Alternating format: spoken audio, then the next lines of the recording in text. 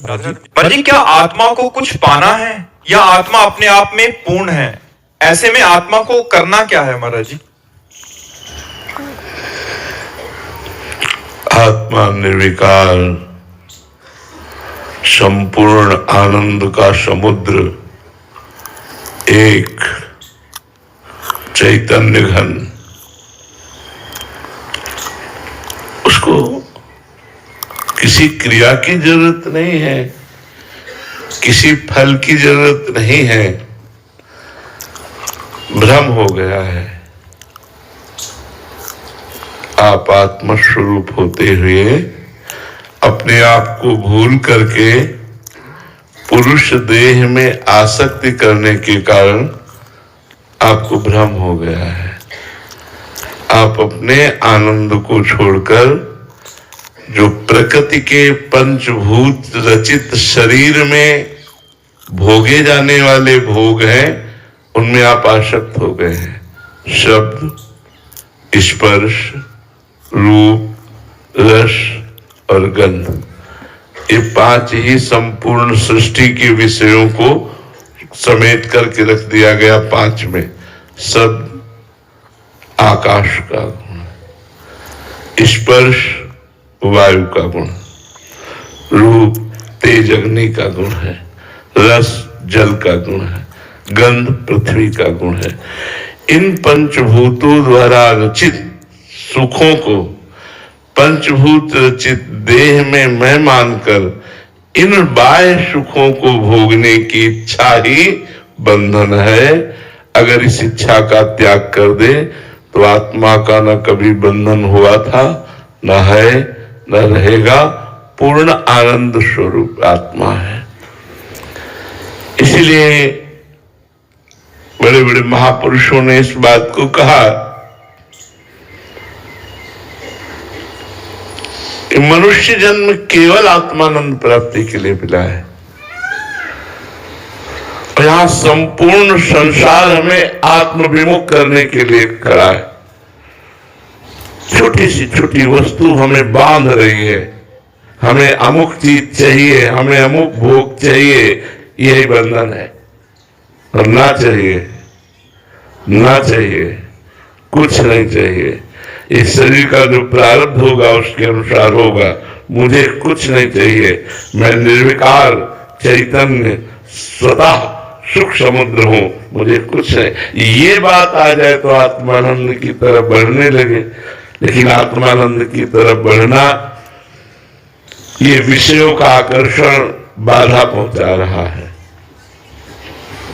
एक एक चीज बांध रही है, जबकि हम निर्विकार हैं, अद्वितीय हैं, चैतन्य घन है, दूसरा कोई है ही नहीं। एको ब्रह्म द्वितीयो नास्ति, सो ब्रह्म अहम सोहम सोहम। एको ब्रह्म द्वितीयो नास्ति, जब द्वितीयो नास्ति तो एको वो सोहम, वही है। जान गया, मुक्त हो गया। ये बंधन अनादि से है, आज से नहीं है। इसलिए साधक वही है जो गुरु चरणों का आश्रय लेकर बाह्य विषय भोगने की इच्छा का त्याग कर दे।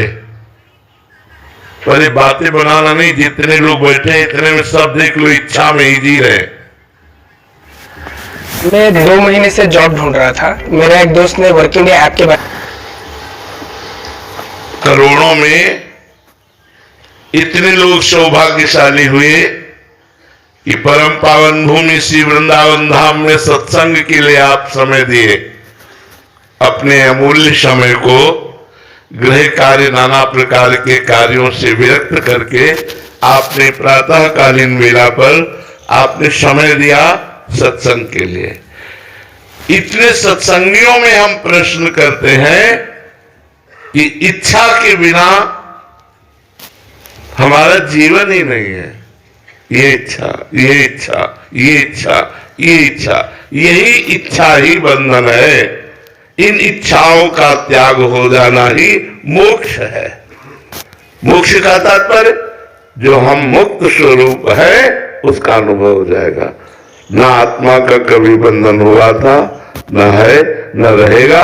पर बिना गुरु आराधना के, बिना नाम जप के बुद्धि शुद्ध नहीं हो सकती। ये तीन गुणों का ऐसा लपेट है रजोगुण, तमोगुण, सतोगुण का, कि इसी के प्रभाव से प्रभावित होकर वो जैसा गुण आता है वैसा ही स्वरूप प्रकाशित हो जाता है। अपने स्वरूप को भूलकर वो गुणों के स्वरूप में आसक्त हो जाता है। बिना त्रिगुणातीत हुए, बिना मायातीत हुए, बिना भोगातीत हुए हम अपने स्वरूप का अनुभव कैसे कर सकते हैं? इसलिए साधना, गुरु चरणों की साधना अत्यंत आवश्यक है। जब तक गुरु चरणों की आराधना नहीं होगी, उनके द्वारा बताए हुए साधन पथ पर नहीं चलेंगे, तब तक हम आत्मानंद को प्राप्त नहीं कर सकते। हम जगत के विषय, विषय के आकर्षण, जगत के संबंध, संबंध का मोह, ये बहुत कठिन है, बहुत कठिन है। आप लोग देख लीजिए, केवल बातें सुनना या करना एक सहज बात हो जाती है, प्रवचन कर लेना, लेकिन छोड़ना, हम जो बात कह रहे हैं उस पर ध्यान दीजिए। जगत के विषय और विषयों का आकर्षण और भोगने की इच्छा, ये बहुत कठिन है त्यागना। जगत के संबंध और संबंध का मोह और मोह जनित सुख, इसका त्यागना बहुत कठिन है। और जिसने इसको त्याग दिया वही मोक्ष स्वरूप में स्थित, आत्म स्वरूप में स्थित हो गया। जो इसे नहीं त्याग पाया वही पुनरपि जननम पुनरपि मरणम पुनरपि जननी जठरे शयनम, यद्यपि वह अजन्मा है, यद्यपि निर्विकार है, फिर भी विकारों में आसक्त होने के कारण उस अजन्मा का जन्म होता है। उस मुक्त को बंधन स्वीकार करना पड़ता है और नाना प्रकार के कर्मों के फल को भोगना पड़ता है। जो कि निर्विकार है वो फल भोग कैसे? पर यही भ्रम है। इसी भ्रम को मिटाने के लिए गुरु चरणारविंद की आराधना होती है। अज्ञान तिमिरांधस्य ज्ञानांजन शलाकया चक्षुरुन्मीलितं येन तस्मै श्री गुरुवे नमः।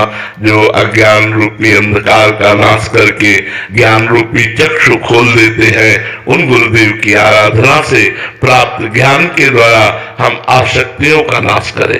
छोटी छोटी वस्तु हमें बांधे हुए है, हर वस्तु में एक आसक्ति है, हर वस्तु में आसक्ति है। वो एक अपना प्रभाव दिखाती है कि जिस समय हम जो वस्तु लेते हैं हमारे चिंतन को घसीट लेती है।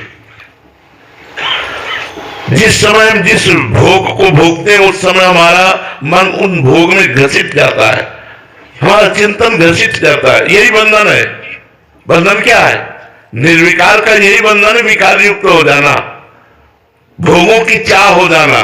और ये बात क्योंकि हम इस मार्ग में चल रहे हैं, बचपन से चल रहे हैं, इसलिए इसे अच्छी तरह देखा है कि बड़े बड़े प्रवचन कर लेना सहज है, बड़े बड़े प्रवचन सुन लेना सहज है, लेकिन भोगाकर्षण त्याग करना ये बहुत कठिन है। संबंध आकर्षण त्याग करना बहुत कठिन है। देह से लेकर देह संबंधियों तक, देह के भोगों तक, इन सब को काट के गुरु कृपा से रख दे, वो आत्म स्वरूप को प्राप्त हो जाता है। अपने आप से अपने आप का उद्धार हो जाता है। अपने आप से अपने आप का उद्धार, कोई किसी का उद्धार करता थोड़ी।